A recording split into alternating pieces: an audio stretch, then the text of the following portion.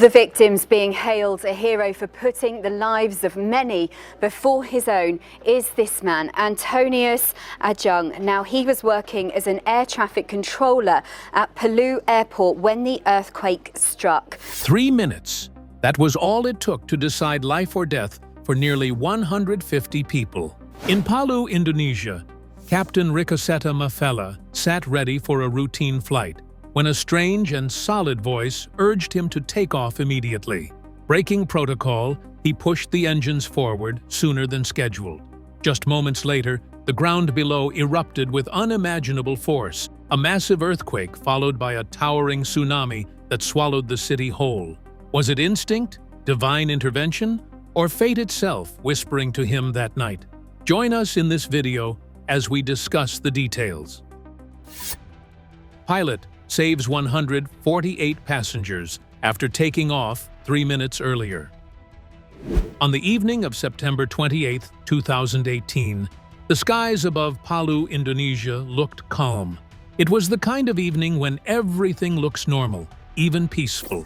At the airport, passengers were boarding Batik Air Flight 6231, getting ready for a short trip that most of them thought would be just another normal trip. The aircraft, a Boeing A320, sat waiting on the runway. Its engines turned on, its tools showed nothing out of normal, and the crew went about their normal checks. To anyone watching from the outside, there was nothing to give a clue that anything was wrong. Inside the cockpit, however, Captain Ricosetta Mafella felt something strange. He was a skilled pilot, a man who had spent years in the sky. Flying had become a second part of him, and he was known for being direct, careful, and respectful of every rule in their book. Pilots are trained to trust the process, to follow rules, and to never take careless risks. Discipline is what keeps passengers safe, and for Captain Mafella, discipline was a way of life. But on that September evening, as he sat at the controls of Flight 6231, something worried his sense of calm. He could not explain it. The weather was clear, the radar showed nothing unusual, and the air traffic reports gave no warning. Yet, in the middle of this calm, he heard what he later described as a voice, a whisper inside his mind that was urgent and insistent. It told him one thing: leave now. This was not part of training. This was not part of logic. Pilots are not supposed to rely on feelings or voices in their heads.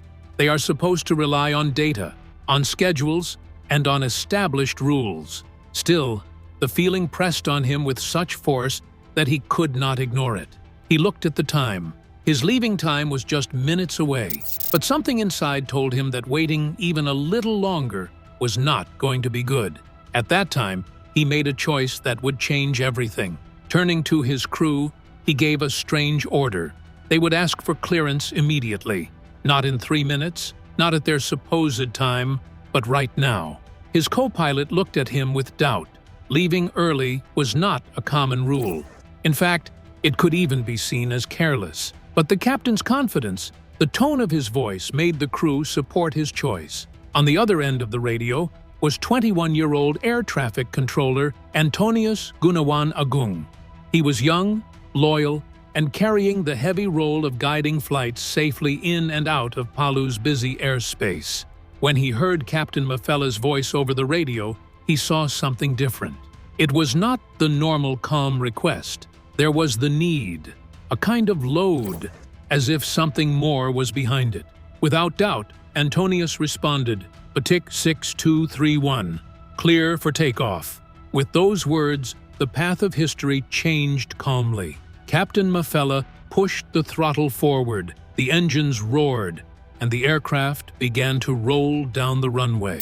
Faster and faster, the plane gained speed until the wheels lifted from the asphalt and the jet rose into the sky. Inside the cabin, 148 passengers settled into their seats. Some opened books, others leaned back and closed their eyes, and a few gazed out of the windows, watching the Indonesian coastline fade beneath them. None of them had the smallest idea that their lives had just been saved by a choice they did not even know was made. In the cockpit, Captain Mafella's heart was beating fast. He felt a mix of fear and relief. Fear because he still could not explain why he had felt such a need to take off earlier. Relief because they were now in the air, beyond the danger he could not yet see, but somehow sensed. For him, the decision was a strange moment in a long career, a choice made not by evidence, but by instinct. What was waiting on the ground in Palu, only minutes after their sudden takeoff, that would prove the captain's instinct was more than just a feeling. Let's learn more. The earthquake and the sea. Only 3 minutes later, the world behind them changed forever. At 6:05 p.m., the ground beneath Palu convulsed. A 7.5 magnitude earthquake ripped through the city with violent force. Concrete split apart as if it were nothing more than paper.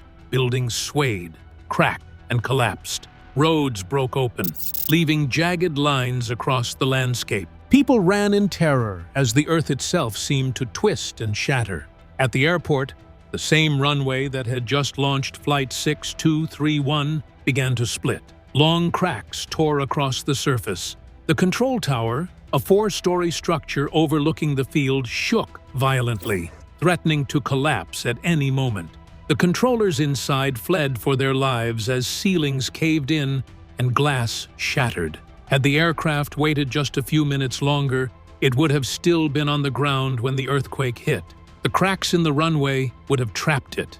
The violent shaking would have made takeoff impossible, and 148 passengers would have been caught in the heart of the disaster. Instead, they were already climbing into the sky, safely beyond the reach of the convulsing earth. In the air, passengers stayed calm, not knowing about the danger below. Some brought out snacks from their bags.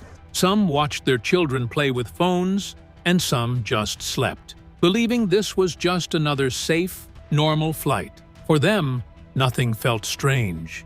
But in the cockpit, Captain Mafella knew that something strange was happening. He tried to reach out to the control tower 3 times. Each time, no one replied back. The radio was filled with silence. Normally, such silence might mean a little technical issue, but deep inside, he knew this was no glitch. Something bad had happened below. From his height, he had a clear view of the city and the coastline. The ocean was acting somehow. At first, it looked like a flow of light moving across the top of the ocean. But those flows of light started to rise, growing taller and pushing higher from the shore. In a few seconds, he saw that there was no flow of light at all. They were waves, big, growing walls of water. The earthquake had passed its energy into the sea, and the sea was now answering with a tsunami. From 1,500 feet, Captain Mafella watched the coastline turn and the waves build into deadly forms. The rare shape of Palu Bay made the situation even worse. The bay acted like a path, keeping and directing the force of the waves, pushing them straight into the center of the city. He could see the water curling and folding, forming waves that moved with scary speed. The whole neighborhood began to vanish under the rising flood. Dust rose from the fallen buildings, while fires started from broken lines. Roads tore apart, and cars were swept away like toys. It was a serious fear showing in real time, and from his cockpit, he was one of the few people with a clear point to see its full scale. His hand pressed against the throttle as if climbing higher could somehow create more space between the aircraft and the chaos below. He knew his passengers were safe in the air, but he also knew that a lot of people on the ground were fighting forces too strong to win. The radio stayed quiet. No voices came from the control tower. For Captain Mafella, the silence carried more power than any scream. It meant that people were either running for their lives or were already dead. He thought of the young controller, Antonius, who had given him approval to take off only minutes earlier. Somewhere in that falling tower, the young man was likely still at his post, holding on as long as he could. The earthquake and the tsunami together created a situation that few could have only thought about. Palu, a city of more than 300,000 people, lay on the path of danger. From above, The captain could do nothing to stop what was happening. His duty was to guide his aircraft and protect the lives on board, but his eyes stayed fixed on the dangers below. For the passengers, the journey remained calm, almost ordinary. They did not know that only 3 minutes had separated them from disaster. They had no idea that an earthquake and a tsunami had struck the very ground they had just left. To them, the flight was smooth, uneventful, even peaceful. But behind that peace was a haunting truth, that survival had come from a decision rooted not in logic, but in instinct. Later, when Captain Mafella landed the plane safely and finally checked his phone, he saw the news. Reports and videos showed the runway broken, the tower broken, and the waves rushing into the city. Only then did he fully understand what they had escaped. The silence on the radio had not been a technical issue, it had been the sound of a city breaking. His early departure had saved 148 lives, yet the cost of survival was not free. While those passengers would go home to their families, return to their jobs, and continue with their lives, thousands in Palu faced a reality of loss, destruction, and mourning. For Captain Mafella, the thought of that evening stayed in his mind, not as a normal flight, but as a lesson that sometimes instinct can see what reason cannot. While Captain Mafella and his passengers escaped safely into the skies, who was the young man on the ground that chose to stay behind? Let's delve deeper. The controller who refused to leave. On the evening of September 28, 2018, the skies over Palu, Indonesia, seemed calm.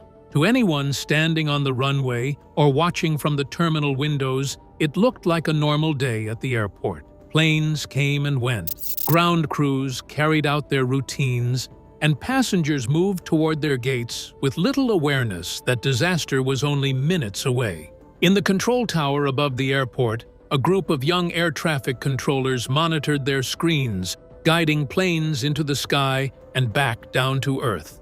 Among them was Antonius Gunawan, a 21-year-old controller whose name few outside the aviation world had ever heard. But within hours, his name would become known across Indonesia and later around the world. His story would not be remembered because of wealth, fame, or power, but because of a decision that showed extraordinary courage in a moment when the natural instinct of most people would have been to run for their lives. When the 7.5 magnitude earthquake struck Palu at 6:05 p.m., the control tower shook violently, as though caught in the grip of a giant hand. Ceiling tiles fell like rain, windows shattered with deafening cracks, and heavy equipment toppled across the floor. For the young controllers inside, the terror was instant. They knew the building was not designed to withstand shaking of such magnitude. The stairwell leading down from the 4th floor groaned and split, threatening to collapse. Every instinct told them to escape while there was still time. Most of them did. They grabbed what they could and fled, racing toward the exits as the walls and floors cracked beneath their feet. Survival was all they could think about. Yet, in the middle of this chaos, one man did not move. Antonius stayed at his post. Why? Because on his radar screen, one aircraft was still in his care. Batik Air Flight 6231. Just minutes earlier, he had cleared the plane for an unusually early departure.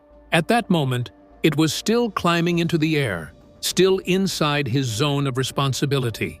As long as the plane remained on his radar, he considered it his duty to remain at his station. His colleagues called out to him, "Come on, the building is collapsing. We have to get out now." The fear in their voices was obvious. They could see the walls shaking, hear the glass breaking, feel the floor shaking under them. To stay back looked like madness. But Antonius stayed. "Wait," he said, "Batik is still here." Those words would later move across Indonesia as a sign of his loyalty. At that time, Antonius understood something his colleagues did not. If anything went wrong with that plane during its critical first minutes of flight, 148 people would be in danger. Without someone watching their climb, without someone ready to give instructions, they could be left helpless in the skies above a collapsing city. He refused to let that happen, so he stayed. He sat at his system, the radar screen not stable in front of him, while the tower broke and cracked around him. Every second felt like forever. Dust filled the air, choking his lungs. The sound of breaking steel and concrete surrounded him, but still he did not move. He kept his eyes on the screen, repeating the flight's altitude and path in his head, making sure the aircraft was safely on its way. Finally, after what must have felt like hours compressed into minutes, Flight 6231 disappeared from his radar. It was gone. It was safe. His responsibility was over. Only then did Antonius turn away from his station and face the reality of his situation. By then, the stairwell had collapsed completely.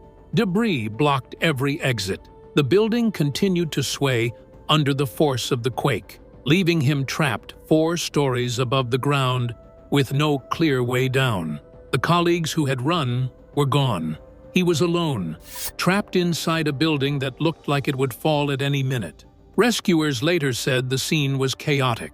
Aftershocks shook the tower repeatedly, forcing them to fall back again and again as they tried to reach him.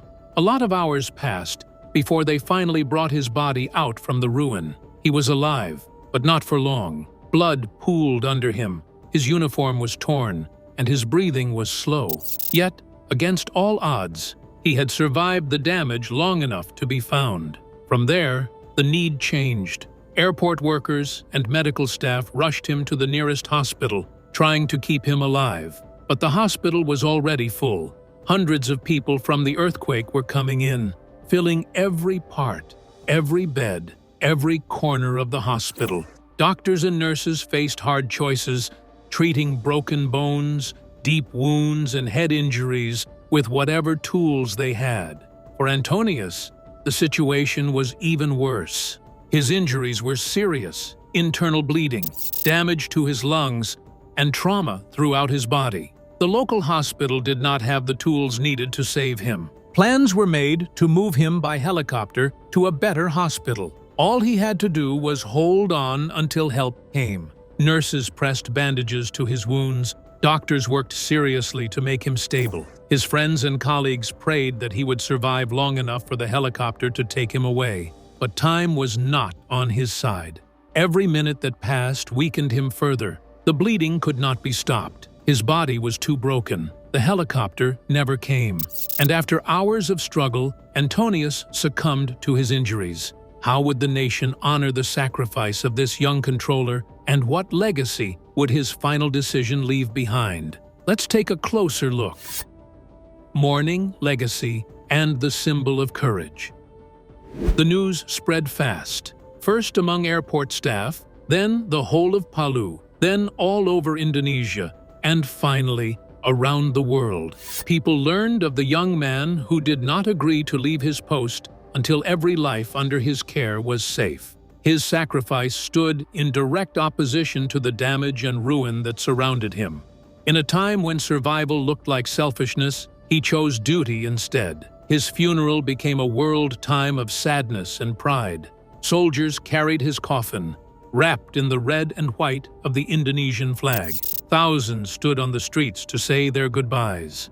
Television stations showed the ceremony, and newspapers across the country saw him as a hero. For a nation suffering from damage and sadness, his story gave a point of light in the darkness. Captain Ricosetta Mafella, the pilot whose flight Antonius had helped to safety, later spoke of him with deep feelings. He called Antonius a guardian angel, a man who had kept watch over them until the skies were safe. "He is my hero, and our national hero," Mafella said. "I could have died as well. He waited for me until I was safe before he jumped." For Mafella, the quiet on the radio during the flight was no longer a shock. It was the sound of a young man staying at his post until his duty was complete. In the years since, Antonius's legacy kept on growing. At the rebuilt Palu airport, a memorial honors his name alongside the many victims of that sad day. Pilots, crews, and passengers who passed through are told the story of the controller who gave everything so that others could live. His story is always told in classrooms, in reports, and in ceremonies. For many Indonesians, he has become a sign of courage, duty, and sacrifice. The meaning of his actions goes far from aviation. Antonius showed that heroism is not always about big times or popular names. Sometimes it is about ordinary people not walking away from duties, even when the cost is their own life. He was not a soldier, not a leader, not a politician. He was a 21-year-old doing his job. Yet, in one critical moment, that job became the line between life and death for 148 strangers. In many ways, Antonius represents the best of what people hope for in times of crisis: calmness in the face of fear, dedication in the face of danger, and selflessness in the face of mortality. His choice proved that being great is not by age or title, but by the choices we make when the world is falling apart. The story of Flight 6231 is seen as a story of two choices. The first was Captain Mafella's, listening to an inside voice telling him to leave early, a choice that saved his aircraft from being stuck on the runway when the earthquake hit. The second was Antonius's, choosing to stay at his post until the plane was safe, a choice that cost him his life but made sure the survival of everyone on board. Together, those two choices form a powerful message that life always hangs on the smallest of times. For the passengers of Flight 6231, the experience was little more than a smooth journey. Most had no idea how close they had come to harm. Only later did they learn the truth, that their safety had been because of the sacrifice of a man they did not get a chance to meet. For Antonius, there was no survival, but there was something greater, a legacy that lives forever.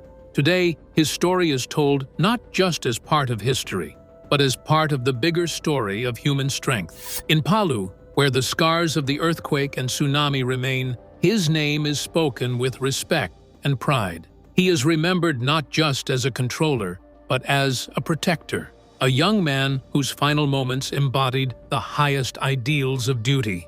And so, the world remembers Antonius Gunawan Aung, the 21-year-old who refused to abandon his post when everything around him was collapsing, who chose responsibility over escape, and who left behind a legacy that proves even in the darkest hour, courage can shine.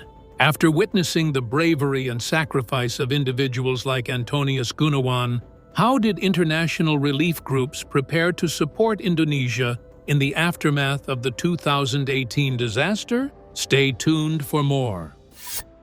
Team Rubicon's preparedness and respect for local response. When disaster struck Indonesia in 2018, it changed thousands of lives in only a matter of minutes. When the powerful earthquake hit, it was followed almost immediately by a deadly tsunami. Together, these disasters took a heavy toll on the people of Palu and the surrounding areas. Official reports confirmed that 1,649 people had lost their lives and another 265 remained missing. Families searched for loved ones with little hope as entire communities were torn apart. At the same time, about 71,000 men, women, and children were forced to leave their homes. Many of them had no choice but to move into crowded shelters where food, water, and comfort were very limited. Only a few days later, on October 1st, the Indonesian government reached out to the international community for help. They asked foreign organizations to submit offers of support, hoping that extra hands and resources could make a difference in such a huge crisis. As soon as the request was made, Team Rubicon's National Mission Planning Team, MPT, began working. Within hours, they had already created a detailed plan of action. They also submitted an official offer of assistance and started organizing supplies and resources. Their goal was to deploy quickly and deliver emergency medical team EMT Type 1 mobile services to people who needed urgent medical care. The team did not hesitate to act. They moved forward, understanding that before they could officially launch an EMT, they would still need a formal request from the Indonesian government. Even so, they prepared as much as possible. That same afternoon, Team Rubicon sent a notification to members of the International Response Team, along with applicants who were in the process of joining. They wanted everyone to be ready in case they were called. As part of the plan, 3 representatives were chosen and sent to Jakarta that very evening. Their mission was important. They were expected to meet with government leaders, sit down with other aid groups, and carefully study what needs were not yet being met. Only then could they confirm whether the government would officially ask Team Rubicon to help on the ground. By the next morning, the answer came. Indonesia's National Manager of Response and Early Recovery reached out and explained that the country's own EMTs were able to manage the emergency in Palu. The local medical teams had enough strength and organization to lead the response without outside help. For Team Rubicon, this message was clear. They would not be deployed. The organization respected this decision completely. They had always lived by the rule of do not self-deploy, meaning they would never enter a disaster zone unless directly invited.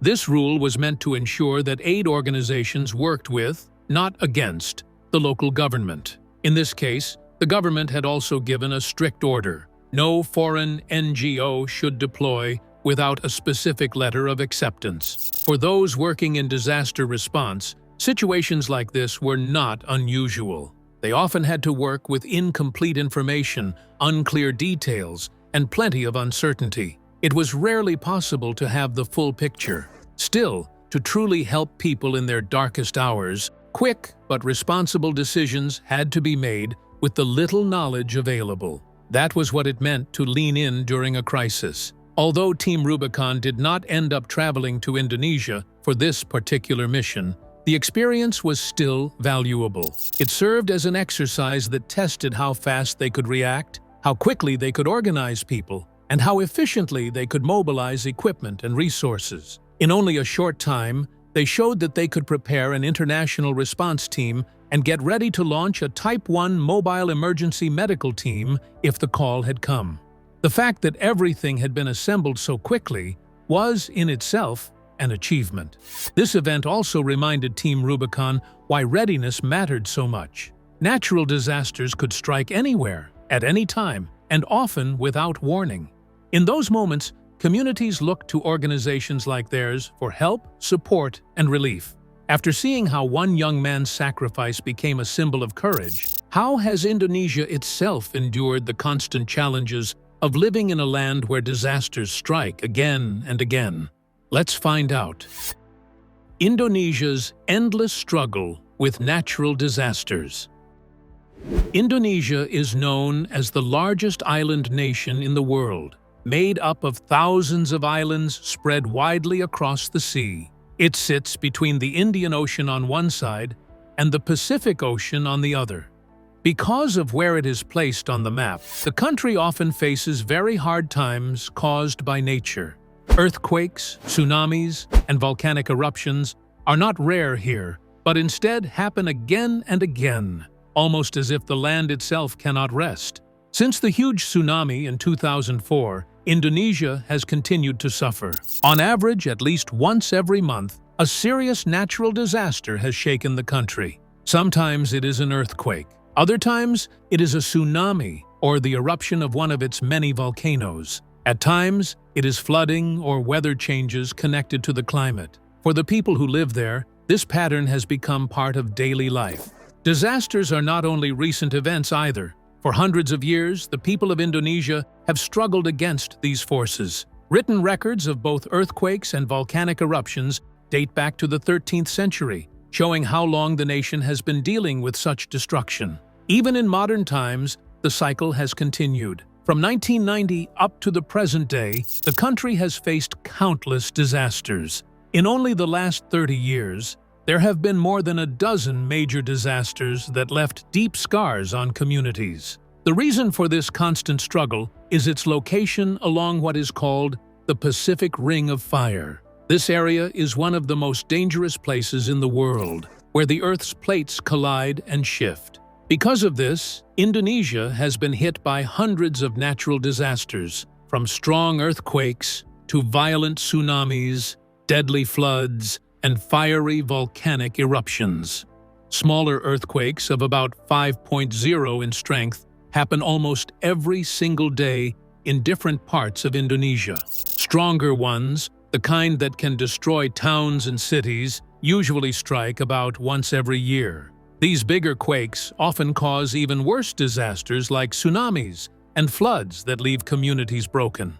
The nation is home to 136 volcanoes, and 61 of them have erupted since the year 1900. Each of these volcanoes is closely watched by Indonesia's Center of Volcanology and Geological Hazard Mitigation.